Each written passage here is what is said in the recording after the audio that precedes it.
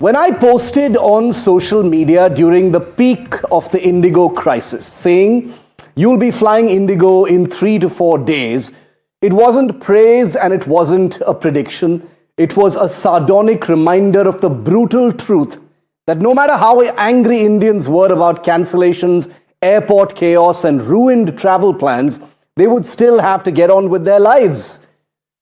And when they did, there would be only one realistic option on the table: Indigo, because that is the size of the monopoly they enjoy. That is how little choice we actually have in India's airline market.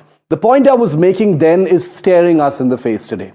When Indigo sneezes, India catches a cold. It's as simple as that. One airline going into crisis should not be capable of freezing an entire nation's travel grid. It should not be capable of inflicting economic damage that will soon be quantifiable.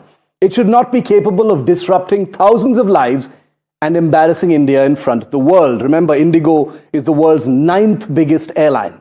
Yet it did. The government, through Civil Aviation Minister Ram Mohan Naidu, told Parliament today that the crisis was due to an internal Indigo issue.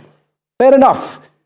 But that does not answer the real question that's on my mind, and I'm sure it's on your minds as well. Why did the Aviation Administration not see a crisis of this magnitude coming?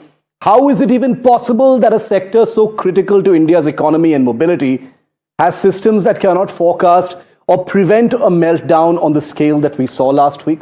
That's actually scarier, in my view, than Indigo's own folly. What the government did get right is that it is keen on a market with more players.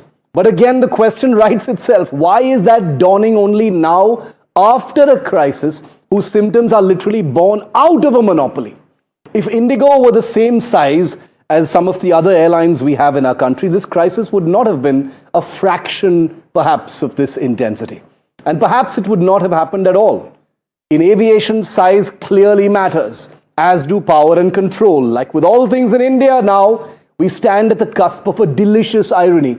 We've groaned all our lives asking for the government to exit Air India and let private sector give the Sarkari carrier a makeover. That's happened. Now we're wondering why the government isn't imposing itself more on private airlines. So what now? How does the regulator ensure this never repeats? Clearly no safeguard worked this time. So what is the assurance that it will not happen again? Or are we simply expected to set aside our fears of lives getting derailed again and put our faith once more in the invisible healing forces of the free market?